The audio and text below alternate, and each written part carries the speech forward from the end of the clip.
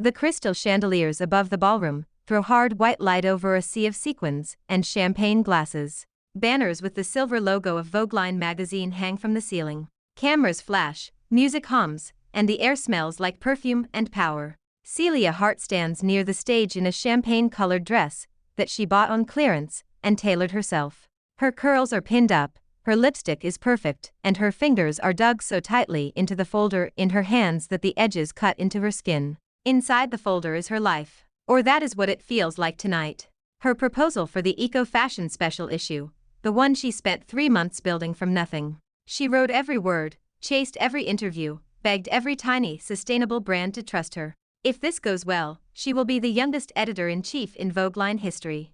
Her best friend Lena Jones bounces up beside her in a cloud of vanilla perfume and pink silk. Lena looks like a cupcake and a knife in the same body, all big brown eyes and sugar-sweet smile, heels sharp enough to stab through hearts. "You are shaking," Lena whispers, looping her arm through Celia's.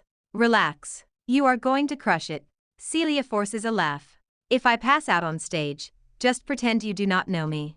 Her boyfriend Adam Cole walks toward them through the crowd, camera strap across his chest, black shirt rolled at the sleeves. He is the golden boy of the fashion floor, the photographer that everyone wants at their shoot, the man who kisses her forehead when she falls asleep over layouts. He bends to kiss Celia quickly. "Ready, superstar?" "As ready as I will ever be," she says. She does not notice the quick flick of his eyes toward Lena. She does not notice the way Lena's fingers tighten just a little more around her arm. On stage, the current editor-in-chief taps the microphone. "Ladies and gentlemen, tonight we celebrate 10 years of Vogue Line redefining style. We also celebrate new blood. Our next editor-in-chief candidate has prepared a special concept, something that may change the way this industry thinks about its own footprint." Celia's heart slams against her ribs. This is it. She lets go of the folder long enough to smooth her dress, then picks it up again, and starts toward the small set of stairs that lead to the stage. She is halfway up when a high, bright voice slices through the music. "Wait a second." The microphone squeals. Everyone turns. Celia freezes on the step and looks back. Lena stands at the edge of the stage, somehow already at the microphone, pink dress glowing under the lights. She clutches a folder that looks exactly like the one in Celia's hand. "Lena," Celia says, her throat going dry. "What are you doing?" Lena looks at her with big wet eyes that Celia has seen work miracles at office parties. "Celia, I am so sorry, but I cannot let this happen. This proposal you are about to present, it is not actually yours." The ballroom exhales in one long gasp. Cameras tilt toward them. Someone near the bar mutters, "What is going on?" Celia's legs go numb. "What did you say?" Lena holds up her folder. "This eco-fashion concept, I created it months ago. I showed it to Adam. I trusted Celia as my best friend, and somehow my files disappeared. Now she is on stage about to present my work as her own. I tried to handle it privately, but she would not listen. I have to protect myself." Celia almost drops her own folder. Her brain cannot process the words. They sound like a script from a cheap drama, except her name is the one being dragged through the mud. "That is not true," she says, voice thin. "Lena, you know that is not true. You came over to my apartment to help me sort my research. You said you were proud of me." Adam steps forward, taking the second microphone from a worker. He moves to stand beside Lena, close enough that their shoulders touch. "Celia," he says, and his eyes are cold in a way she has never seen. "Lena showed me her concept first. I told her it was brilliant. Then suddenly you have the same idea, the same brands, even the same section titles. What are we supposed to think?" Celia stares at him. "What are you supposed to think?" "You are supposed to think that I am your girlfriend and your partner, that I have been killing myself over this project for months. You are supposed to think that you know me better than anyone." Adam laughs once, bitter. "Yeah, maybe I do know you now." The editor-in-chief looks uncomfortable, but does not cut the microphones. The room is too hungry for drama. Phones are out, already recording. Lena turns toward the giant screen behind them. With a nod, she signals the tech team. The screen lights up with slides. Photos of reclaimed fabrics, interviews with small designers, charts about waste in the industry. It is Celia's work, Celia's language, but the name on the title slide is different. Concept by Lena Jones. Celia grips the railing of the stairs so hard her fingers ache. "You stole my files," she whispers. "You had a key to my place. You knew my password." Lena's mouth trembles. Tears shine on her lashes. I knew you would say that. But look. More slides appear. Early notes. Draft emails. All with Lena's name. The timestamps are older than the ones on Celia's laptop. You left your laptop logged in, Adam says. IT checked. You edited her document. You changed the name, then tried to pass it off as yours. I cannot believe I defended you at first. You almost ruined her career before it even started. Something cracks inside Celia. You talked to IT without asking me? I had to know the truth, he says. Behind him, Lena leans her head on his shoulder for a heartbeat. To the cameras it looks like a comforting gesture. To Celia it looks like a knife twisting. And one more thing. Adam adds, his voice carrying over the speakers. I cannot keep pretending that we are fine. I am done being with someone who steps on everyone else to climb. Celia, we are over. I am with Lena now. He wraps his arm around Lena's waist and kisses her, slow and deliberate. Right there under the logo that Celia once loved. The crowd explodes. Some people clap, some whistle, some just stare. In the back, someone yells. Messy. The folder slips from Celia's hand and fans open on the steps. Pages scatter like confetti around her heels. Her chest is tight. Her ears ring. A high sick sound fills her head, like static. Lena. She says again, but the name breaks apart halfway through. Lena looks up from Adam's shoulder. Her tears are gone. Her smile is small and sharp. She covers the microphone with her fingers and mouths two words that only Celia can see. Too slow. The editor-in-chief clears his throat. This is highly irregular, he says, but people are already whispering. The narrative has clicked into place in their heads. Talented, sweet Lena, betrayed by her ambitious friend.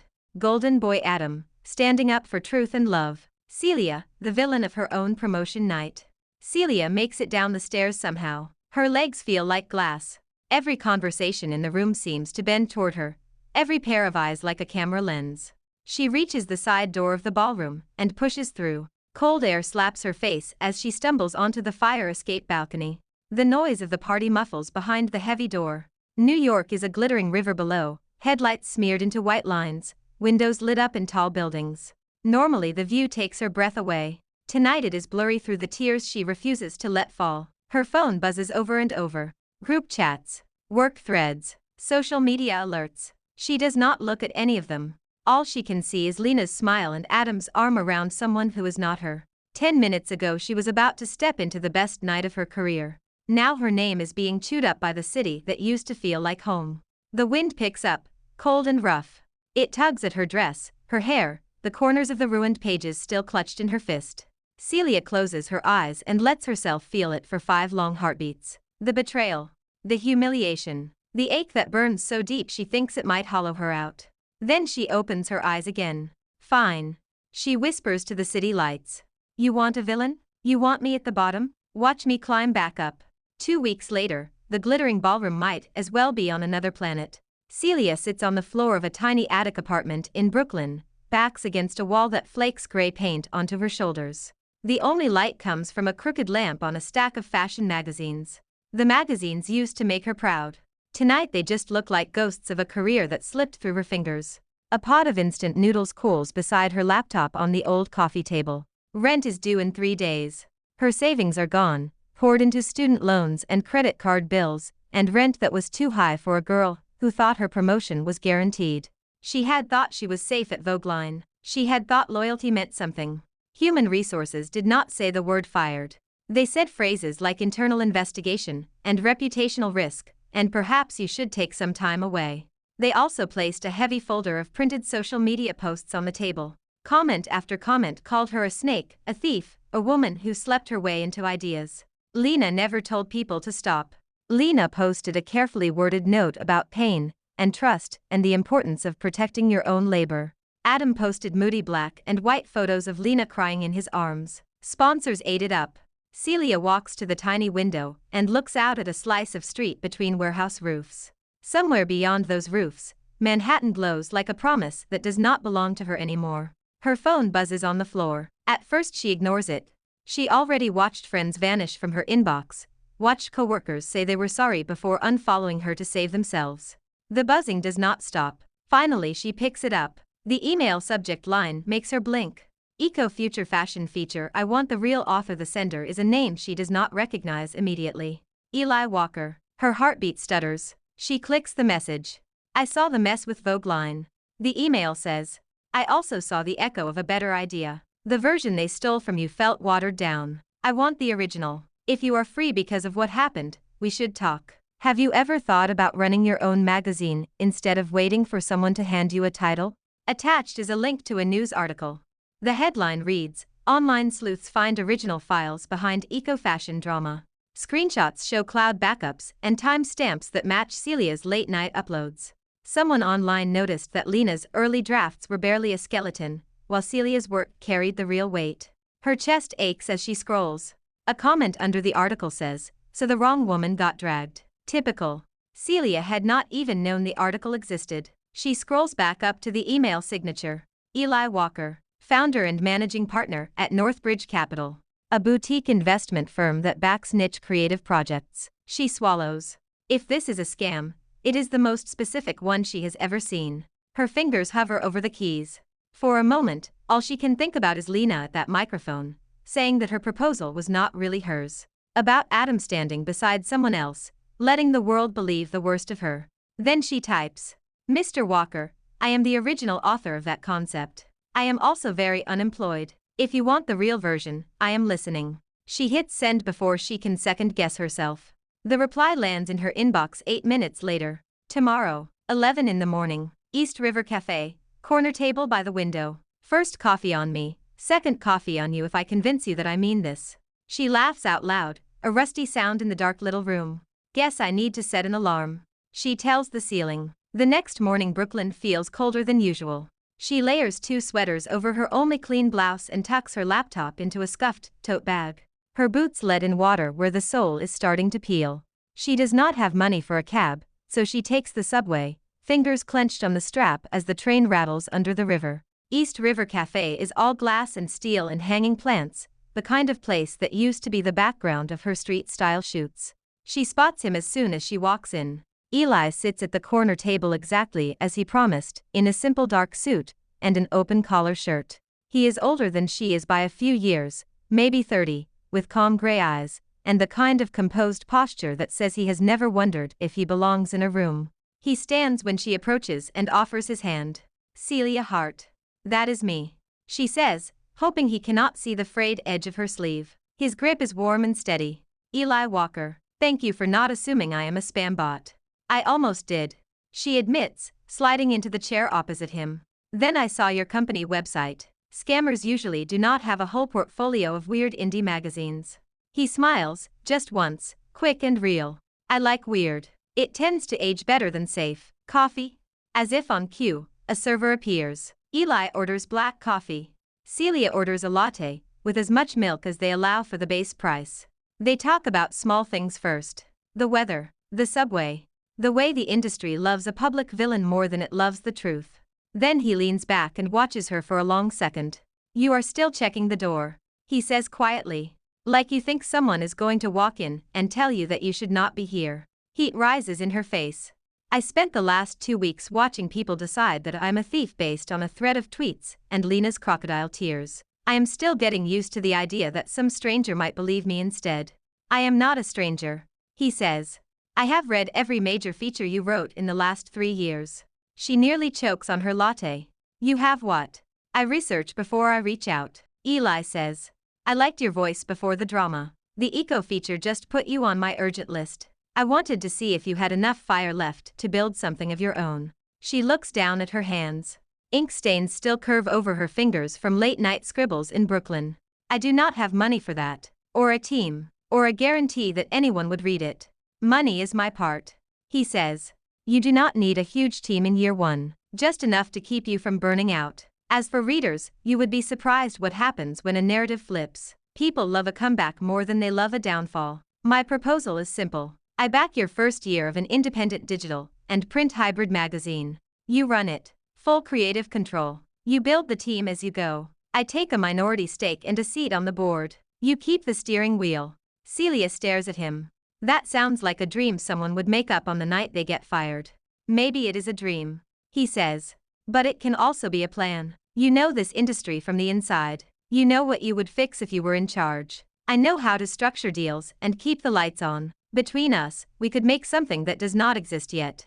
Her brain tries to list all the reasons this is impossible. No one trusts her. She is the meme of the month. She has no apartment security for long-term planning. If she fails, she will not have a safety net. But underneath the panic there is a pulse.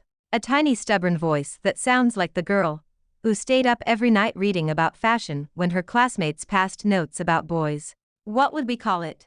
She asks. Eli's smile widens. So you are considering it? I am not saying yes. She says quickly.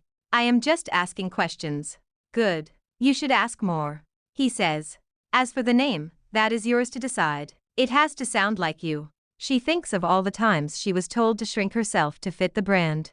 Wear this, not that. Tone this down. Use that headline instead of the one that made her excited. True style. She says slowly.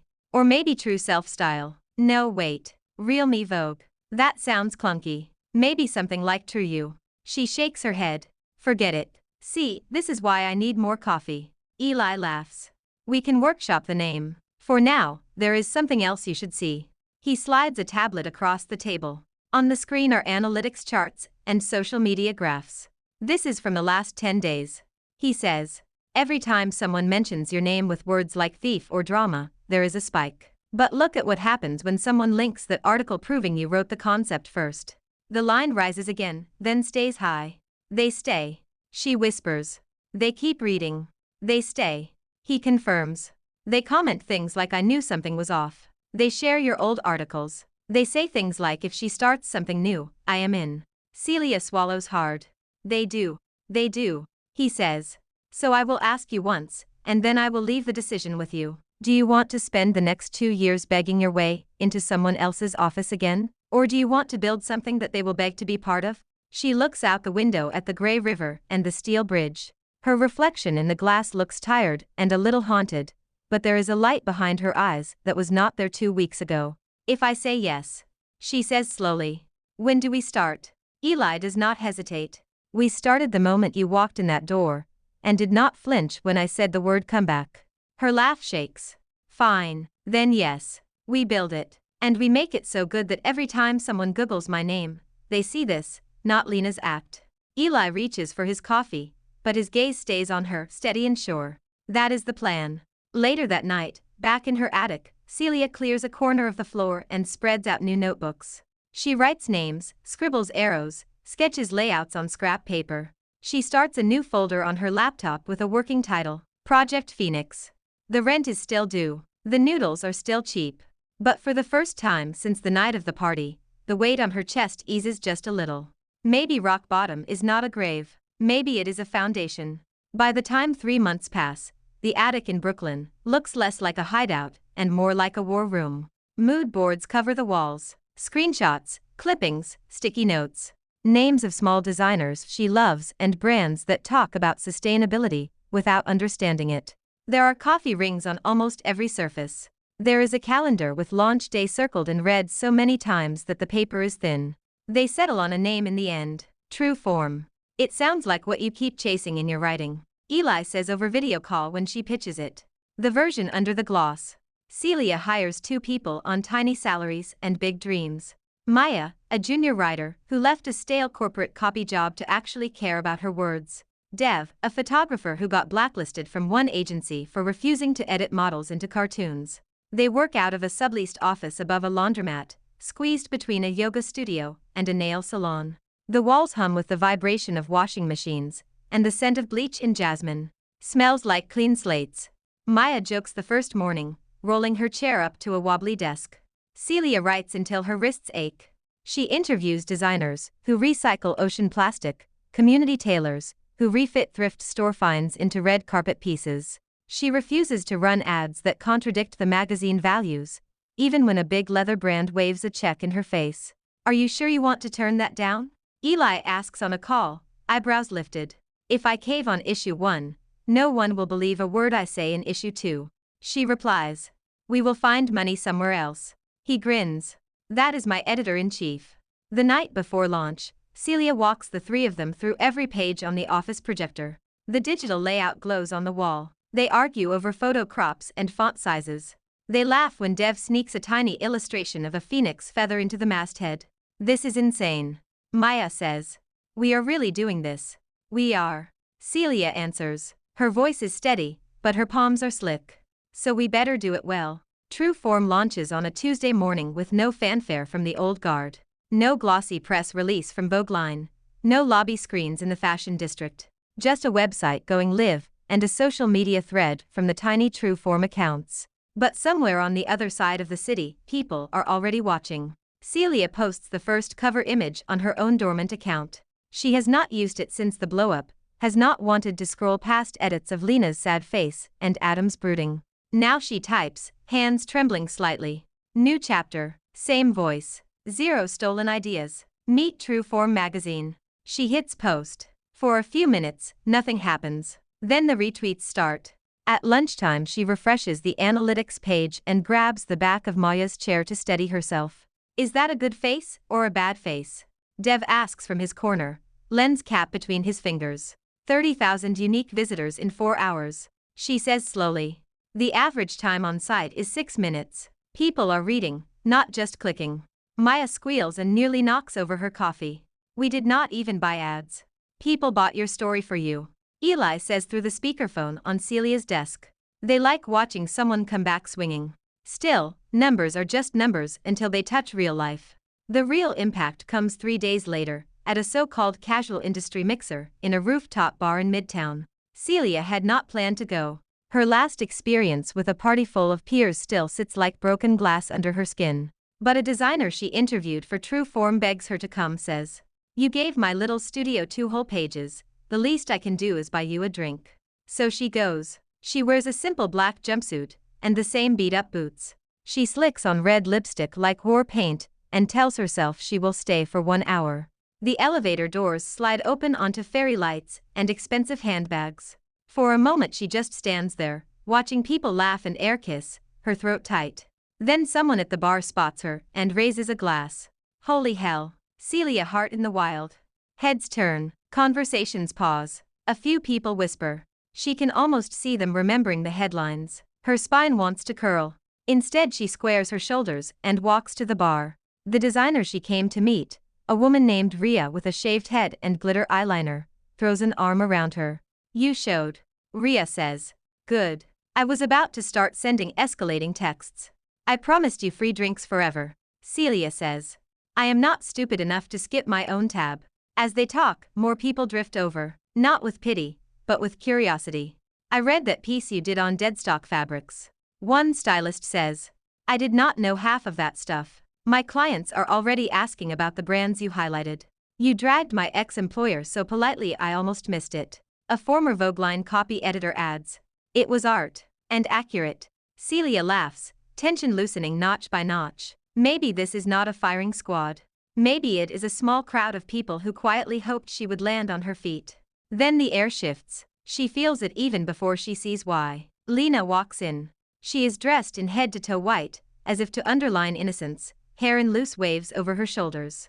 A few people turn away, others lean in. She still has a following. Scandals do not erase pretty faces when they come with tears and soft lighting. Adam follows behind her with a camera around his neck. He looks almost the same, except the easy charm he used to save for Celia feels thinner now, stretched over something ugly. They spot her at almost the same time. For one sharp second, the world shrinks to a triangle. Celia at the bar, Lena by the door, Adam in between. Lena's smile falters. Adam's jaw tightens.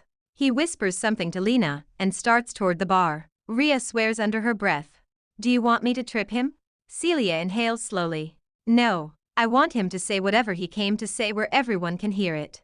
Adam stops a few steps away, leaving an awkward gap that the entire room fills with silence. Celia. He says. Can we talk? She tips her head. We are talking. He glances at the people around her. In private. No. She says, and the word lands with a quiet thud. You broke up with me in public. You helped paint me as a thief in public. If you have something to say, you can say it where people can watch the sequel. A few people cough to hide laughs. Someone at a high table mutters. Popcorn time. Adam's cheeks flush. You know now that Lena was not honest about everything. That article about the files, it made you look like a victim again. I just want to say that I am sorry. I was misled. I should have trusted you. Celia studies his face. Once upon a time, those eyes made her feel safe. Now they just look like a mirror showing her all the ways she bent herself to fit him. It must be exhausting, she says. Always needing a woman to tell you what to think. His mouth tightens.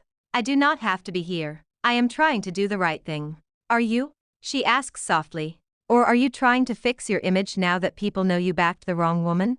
The room hums. Adam shifts his weight. It is not like that, he says. We were good together, before all of this. Maybe we could start over. Lena and I are not. He trails off, just enough hesitation to imply problems without admitting guilt. Rhea snorts loud enough for people to hear. Celia lets herself imagine it for exactly 1 second. Going back. Pretending the rooftop never happened. Pretending that Lena did not whisper too slow while her career burned. The second passes. No, she says. We will not start over. You made a choice. You believed the worst version of me, because it made your life easier. You held the microphone while my work was ripped away, and you did not even ask me to explain. I am building something now that does not have space for someone who folds that fast. He flinches as if she slapped him. Lena, who has drifted closer in silence, steps forward with a practiced wobble in her voice. Celia, I know I made mistakes. Lena says, eyes glossy. I was scared. You were always ahead of me at work. I thought if I did not fight for one thing, I would lose everything. The internet already hates me. You won. Can we not just let this go? You think I won? Celia asks, genuinely surprised. I lost my job. I almost lost my reputation. I am eating noodles in an attic and building a magazine from nothing while you cried your way into a promotion. Lena's lips thin. People do not see my hard work because you took all the credit for years. I dragged you into every meeting I could. Celia snaps. I stayed late to help you finish edits you forgot. I covered for you when you were hungover. You did not want my credit, Lena. You wanted my life without doing the work. For a moment, there is no script for Lena to follow. She drops the trembling act and glares. You will burn out, she says in a low voice. The world loves a comeback for 5 minutes. Then they move on. Then I will give them something worth staying for. Celia replies. Behind her, someone raises their glass. To staying. The rooftop erupts in scattered toasts. Celia had not planned it, but she accepts the push the room gives her. She turns her back on Adam and Lena and lifts her own glass. To doing your own work, she says. And sleeping at night. She feels their eyes on her as she laughs with Rhea and the others. Let them watch, she thinks. This is only the first blood drawn. Later, when she checks her phone in the bathroom, she sees that someone caught the exchange on video. The clip is already spreading, captioned with lines she did not know she needed to say until they were out of her mouth. Maybe Lena is right. Maybe the internet will move on. But if she plays this right, they will move on with true form bookmarked. The fallout hits faster than even Celia expects. By morning, the clip from the rooftop has 500,000 views.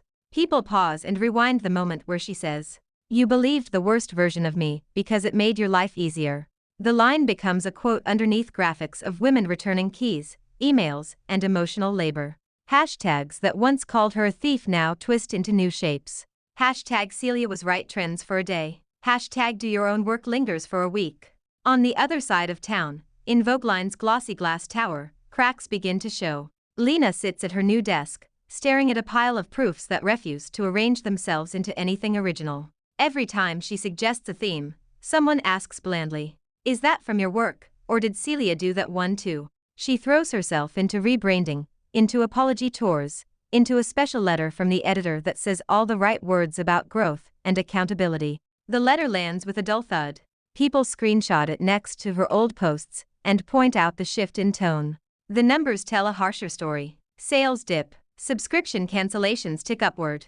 Comments under Vogeline posts fill with references to true form. Feels like we are missing the point. One reader writes, "We do not want your notes app apology. We want content that does not feel like the same 3 brands on repeat." In a panic meeting, the publishing director brings up true form by name. "They are eating our lunch," he says, dropping a printout of their latest engagement stats on the table. "We built this audience. Now some upstart attic operation is poaching them." "They are not poaching anyone," a junior editor mutters. People followed Celia to them. Lena flushes. "We cannot control what she does," she says tightly. "We focus on our work." The director taps the printout. "Your work needs to be better than that then," I promoted you based on the promise that you had vision. Prove it. After the meeting, Lena storms back to her office and slams the door. She stares at her reflection in the window, the skyline behind her warped in the glass. She had thought taking Celia down would make her feel taller. Instead, she feels like she is standing on a floor made of rumors that could crack any second. Adam is not much help. His bookings have thinned. Brands quietly choose other photographers, leaving his calendar full of holes. He scrolls through True Form on his couch one night, jaw clenched. The images are raw and vivid and unlike anything Vogeline is printing now. He recognizes Dev's style in some shots and curses under his breath. He had assumed Celia would beg her way back into the workforce or leave New York entirely. He had not planned for her to build a competitor. She is using you, he told Lena earlier that week, jealousy leaking into the words. Every time she wins, she makes you look worse. She would have made me look worse no matter what. Lena snapped. At least this way I took something too. Now, alone in his apartment, Adam types a search into his laptop. How to control the narrative after a public mistake. All the articles say the same thing. Apologize early, apologize honestly. Do not shift blame. He sighs. That line is gone now. They moved past it the moment they let the internet frame Celia as a villain. It is too late to step back gracefully. Meanwhile, at True Form, Celia is too busy to obsess over their downfall. She files stories at midnight, edits at dawn, answers emails on the subway. She forgets to water the plant in the office window until its leaves curl in protest. She buys a cheap watering can and adds plant care to her to-do list. Eli keeps his promise to be a steady hand, not a puppeteer. He goes over budgets, negotiates ad placements that do not compromise their morals, talks her down from spending half their cash on a too glossy short film. Slow and steady. He says on yet another late-night call. Your second issue is as important as your first. Do not blow everything on a splashy vanity piece. It is not vanity. She protests. It is storytelling. But fine, we will wait. He hesitates. How are you doing? She knows he means the emotional side, the part that leaks out in tight shoulders and clenched fists when an email subject line looks too much like a vague complaint. Better when I do not have time to think. She says. Work is easier than feelings. Feelings do not always wait for a break in the schedule. He answers. Just remember you are allowed to be angry and tired and proud at the same time. The second issue of True Form digs deeper into supply chain abuses. Celia writes a long feature on the unseen women who sew fast fashion garments for pennies. She threads slices of her own story through it, the ways she let people underpay her in emotional wages because she was afraid to sound ungrateful. The piece goes viral. A famous actress reposts it, calling it mandatory reading. Brands scramble to respond. It is around then that the next blow lands. Not at True Form, but between Lena and Adam. A whistleblower leaks internal emails from Vogeline to an independent journalist. The emails show that Lena had early doubts about her narrative. One message to Adam reads, if Celia fights this, I am dead. We have to make sure she stays quiet. Another, to a senior editor, says, the concept was mainly hers at first, but I developed it my own way. We can spin this. When the article hits the internet, it is brutal. Screenshots of the emails spread with captions like, imagine betraying your friend and still needing her work to look good. Advertisers pull campaigns from Vogeline. Some mention alignment with values. Others do not bother to explain. Lena marches into Adam's apartment, face pale with rage. You kept those emails. She hisses. You did not delete anything. Now they have proof I lied. It was not me. He snaps. My account was hacked. Or someone at the office leaked it. Do not pin this on me. You promised you erased everything that could make me look bad. She says. He throws his hands up. Maybe if you had not written it down like a villain in a movie, there would be nothing to leak. They yell until the neighbors bang on the wall. By the time she leaves, their partnership is cracked straight through. Later that week, Celia is walking home from the laundromat office when she sees Lena on the platform. Lena looks smaller without her makeup mask, shoulders hunched in a coat that swallows her frame. For a moment, Celia doubts. Revenge in movies always looks clean. In reality it looks like a woman with bitten nails and mascara smudged under her eyes, staring at the floor. Their eyes meet. The train roars past, sending a blast of wind through the station. Lena lifts her chin. Happy now? She asks over the noise. Celia searches her own chest. Is she happy? The feeling that rises is complicated. Relief, maybe. Justice. but also grief for the girl who used to share secrets with her under twin blankets during sleepovers. I am not happy, Celia says finally. But I am done being your victim. Lena's mouth twists. You think the internet will love you forever? You are just the new toy. Maybe, Celia says. But I would rather be a toy with my own name on my work than a ghost wearing someone else's ideas. The train doors beep. People shove between them. The moment breaks. When the cars slide away, Lena is gone. Celia stands alone on the platform for a second longer, heart pounding. She does not feel triumphant. She feels lighter, as if some thread that tied her to the past finally snapped. When she reaches the office, Maya looks up from her screen. You okay? You look like you saw a ghost. I saw a lesson, Celia says, dropping her bag. That is all. She sits down, opens her laptop, and starts outlining the next feature. The one about friendship, ambition, and the cost of pretending jealousy is love. Success does not arrive as a single bright bolt. It comes in smaller sparks that Celia almost misses because she is too busy putting out fires. An email from a boutique eco brand in London asking for a feature.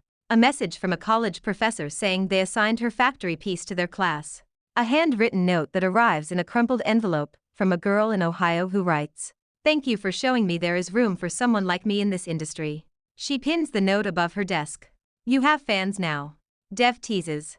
Do you need sunglasses indoors? Shut up, she says, but she smiles when she says it. On a gray Friday afternoon, Eli arrives in person instead of on a screen. He brings takeout containers and a stack of print proofs. I figured I should see the laundromat palace with my own eyes, he says, stepping around cables. Maya salutes him with a sticky note stuck to her forehead. Welcome to the castle, Your Highness. Dev waves from behind a mountain of equipment. Careful, the floor leans that way. Gravity is not on your side in that corner. Eli laughs and sets the food down. He looks around slowly, taking in the chaos and the energy. This is exactly how I pictured it, he says. Controlled chaos with good playlists. They eat at the conference table that doubles as a prop storage space. Between bites, they argue over whether to spin off a podcast and how soon. You are 2 issues in, Eli warns. Do not drown in side quests yet. But people keep asking to hear the designers in their own voices. Maya says. We could do short episodes. 15 minutes maximum. Celia taps her fork against her container. We table it for now. When we reach stable revenue for 6 months, we revisit. Look at you, Dev says. Saying no to shiny distractions. That is growth. After Dev and Maya leave for the night, Eli lingers. The office feels bigger without the constant chatter, the hum of washing machines below filling the silence. Walk me through your numbers again, he says, leaning against the window. She does, pulling up spreadsheets and charts. He asks questions that drill into places she did not realize were soft spots. So if that advertiser bails next quarter, what is your plan B? More events, she says. Pop-up markets, workshops, collaborations with thrift stores. And if the landlord raises rent? She winces. Move, or renegotiate. I am not married to this ceiling leak. He nods. Good. Flexibility will save you when the market does something stupid. She watches him as he scrolls. His sleeves are rolled up, tie loosened. He looks less like a mysterious investor and more like a man who stayed late at the office too many nights. Do you ever sleep? She asks. Sometimes, he says. When founders are not sending me 3 a.m. emails about printing errors. She grimaces. That was one time. It was worth it, he says. You caught a typo that would have made us look illiterate. They smile at each other, and the air shifts. She feels it like a small electric snap under her skin. She has been careful not to name this thing building between them. She owes herself a calm heart after Adam, a life that does not swing on someone else's approval. But she is not made of stone. Eli has seen her at her lowest and still bet on her. He never once suggested that she tone herself down. You know, she says, voice lighter to mask the gravity. For a finance guy, you are very emotionally competent. He raises an eyebrow. Is that a compliment? It is rare, she replies. You ask how I am without making it about how you feel about how I am. I am invested, he says. In the company, obviously. Obviously, she echoes. Their eyes meet. The hum of the washing machines below continues, steady as a heartbeat. Celia, he says quietly. You know I would never use my position to pressure you. I know, she says. I also know that I do not want to date anyone who benefits from my confusion. If we ever crossed that line, it would have to be because we were both very sure. He nods, something like relief in his expression. That is fair. For what it is worth, I am a patient man. She laughs, tension breaking. Good, because my therapist says I should not date anyone I met during my career meltdown until at least 6 months after I stop waking up from dreams about microphones. You have a therapist? He says, pleased. Good. Add her to the list of smart investments you have made. They turn back to work, but the conversation hangs in the air, invisible and real. Weeks later, their lines cross again in a different way. True Form hosts its first live panel, a talk on ethics and aesthetics in fashion, held in a repurposed warehouse. The place is packed. Students, stylists, even a few small celebrities. Celia moderates, voice steady into the microphone that once terrified her. Afterward, as she wades through a crowd of people who want to shake her hand, she sees Adam standing near the exit. He does not push forward. He waits until the line thins, then steps into her path. That was good, he says. The panel. She studies him. He looks tired, circles under his eyes. The camera around his neck hangs heavier these days. Thank you, she says politely. Enjoy the rest of your night. He shifts, blocking her for a second. I got dropped from another campaign today. He blurts. They said my name is too tied to the drama, that I do not stand for anything. I just follow whoever is loudest in the room. She says nothing. She does not owe him comfort. I know I cannot undo what I did. He continues. I am not asking for a redo, but if you ever need a photographer for something, I would. He trails off at her expression. Stop, she says quietly. Adam, do you hear yourself? You hurt me, then you picked the person who made that hurt possible, and when that fell apart you remembered that I exist. I built this without you. My team is not a charity for men who regret their choices. He swallows. I thought maybe we could at least be colleagues, she offers. Friends. No, we are not those things. We are a lesson I learned. Thank you for that. I do not need a sequel. She steps around him and walks toward the back, where Eli is managing a stack of invoices and a cluster of volunteers. What did he want? Eli asks when she reaches him. To borrow a ladder up, she says. I told him the ladder was closed. Eli's mouth quirks. Good. As they pack up folding chairs together, he bumps his shoulder lightly against hers. You handled that with more grace than I would have, he says.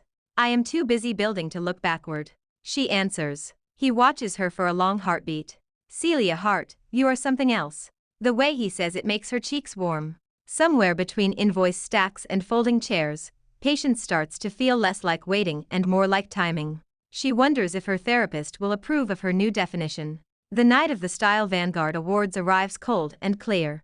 For the first time in years, the event is not held in Vogeline's usual ballroom.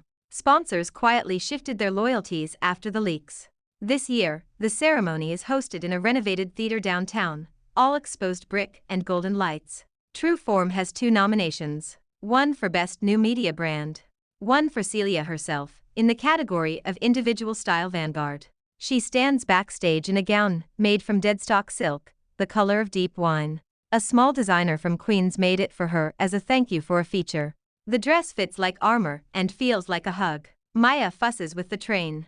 If you trip, I will sue gravity, she says. Please do not sue gravity, Dev says, adjusting his camera. I need it for my job. Eli appears at her side in a dark suit that fits too well to be off the rack. He offers his arm. Ready? He asks. No, she says honestly. Yes, maybe. I am all the things. Good. He replies. That means you are alive. They step onto the carpet. Flashbulbs pop. Reporters call her name. For once, they do not shout questions about betrayal. They ask about fabrics, about future issues, about what it means to hold power on her own terms. Inside, the theater hums with talk. Celia spots Lena across the aisle, seated with a diminished Vogeline team. Lena's hair is perfect, her dress immaculate, but there is a tightness around her eyes. Their gazes lock. There is no triumph in Celia's chest, only a quiet, settled knowledge. They are no longer orbiting the same star. The ceremony runs long, full of speeches and applause. When the category for Best New Media Brand comes up, Celia squeezes Eli's hand so hard he chuckles under his breath. And the Style Vanguard Award for Best New Media Brand goes to, the presenter says, dragging out the pause, True Form magazine. For a second, Celia does not move. Maya shrieks, Dev whoops, and Eli nudges her gently. That is you. He reminds her. They climb the steps together, Celia with legs that feel like jelly, Maya and Dev flanking her. The trophy is heavy and cool in her hands. She steps up to the microphone. The theater goes quiet. 3 years ago. She begins, voice carrying on the sound system. I stood on a different stage and watched my work be ripped out of my hands. I watched people I loved choose the easiest story over the true one. I thought that was the end of my career. A murmur ripples through the crowd. Cameras flash. What I learned, she continues, is that sometimes the end of one story is the start of another that you write yourself. True form exists because I got tired of asking for permission to do my job the way I knew it needed to be done. It exists because Maya and Dev, and the rest of our tiny team refused to accept that the only way to succeed is to copy and flatten. She takes a breath. Her hands do not shake anymore. This trophy is not just for me, she says. It is for every assistant who stayed late to do someone else's work for no credit. For every creative who has been told that there is only room for one woman at the top. For every person who watched a friend turn into a stranger when jealousy whispered in their ear. She pauses, then smiles, not at the cameras, but at some point in the middle distance where a scared version of herself once stood. If you are in the middle of your own plot twist, she says, I hope you remember that people can steal your ideas, your time, even your title for a while. They cannot steal your voice if you keep using it. The applause starts slow, then swells until it fills the theater. She steps back, cheeks wet without remembering when she started crying. Later, backstage, as she sets the trophy down beside a bucket of ice and plastic cups, someone clears their throat. She turns to see Lena hovering in the doorway. Celia straightens. Security must be slipping, she says. There is no venom in it, just an old habit of defense. Lena looks tired. Her makeup is smudged at the corners. I know I am probably the last person you want to see right now, she says. That is accurate, Celia replies. Make it quick. I am sorry, Lena says, the words rushed as if she is afraid they will dissolve. Not the Notes app version, the real one. I was jealous. I thought if I did not grab what I could, I would never get out from under your shadow. I did not think about the cost. Now I live with it every day. People roll their eyes when I speak in meetings. My name is a cautionary tale in intern group chats. Celia studies her. For the first time, Lena does not look like she is performing regret. She looks like a person who finally realized that actions echo longer than attention spans. I am not the court you get to appeal to, Celia says gently. An apology does not rewind the tape. I know, Lena whispers. I am not asking you to forgive me. I just needed to say it out loud. To you, I do not sleep well. Celia looks at the trophy, at the stage door, at the woman she used to share secrets with and the woman who broke her heart. I hope you find a way to sleep, she says. But that work is yours, not mine. Lena nods, eyes shiny. You really did it, she says, voice thick. You became what we used to talk about when we were kids. Celia feels a faint echo of those late-night whispers. Two girls dreaming about magazines and runways and city lights. I did, she answers. You could have too. That is the part that hurts the most. Lena flinches as if struck. She turns and slips away, swallowed by the maze of curtains. Eli appears a moment later, as if he has a radar for the emotional weather around her. Trouble? He asks. Closure, she says. The messy kind. He nods. You handled it. Still shaking, she admits. Come here, he says softly. She steps into his arms without overthinking it. His embrace is solid, warm. He smells like aftershave and ink and some spice she cannot name. For a moment, the theater, the awards, the noise all fall away. There is just this. The man who saw her when everyone else looked away. When they pull back, he does not let go completely. His hands rest on her shoulders. Celia, he says, voice lower than it is in board meetings. My patience quota is officially full. She laughs through a breath she did not know she was holding. Is that so? It is, he says. If I kiss you right now, will I be in violation of any internal policy you have drafted for yourself? She pretends to think. I suppose the editor-in-chief has the power to approve exceptions. Then I am asking for one. He replies. She answers him by closing the gap. The kiss is not a movie-style dip. It is steady and sure, the meeting of two people who earned this moment the hard way. There is sweetness there, and something fiercer, a promise more than a question. When they separate, she rests her forehead against his. Consider your exception approved, she says. He smiles, that slow, Deep smile she has only seen a few times. Good. Because I am in this for more than quarterly reports. They walk back toward the after-party hand in hand. Outside, the city buzzes on. Trains run, dishes clatter in late-night diners. Someone somewhere starts a new notebook full of plans. Celia steps onto the sidewalk and looks up at the sky. The stars are dim behind the city glow, but they are there. Remember the night on the fire escape? She asks Eli. The one where you declared you would climb back up. He says. Hard to forget. I did not know then what the climb would look like. She says. I just knew I was done lying down. He squeezes her hand. You turned rock bottom into a throne. She laughs. A throne above a laundromat, sure. Tonight it is a theater. He says. Tomorrow, who knows? Maybe a whole network. Easy. She says, smiling. One honest issue at a time. They disappear into the swirl of the city, not as a woman begging for a place at someone else's table, but as a queen who built her own, and invited people who know how to bring their own chairs. The scars from betrayal do not vanish. They do not have to. They sit under her skin as reminders, as maps of where not to step again. In their place, new things grow. Trust that is earned, work that is hers, love that shows up when the cameras are off. This is not a fairy tale ending. It is something better. It is a life she chose, thorns and honey and all. Thanks for watching. Follow for more romance stories.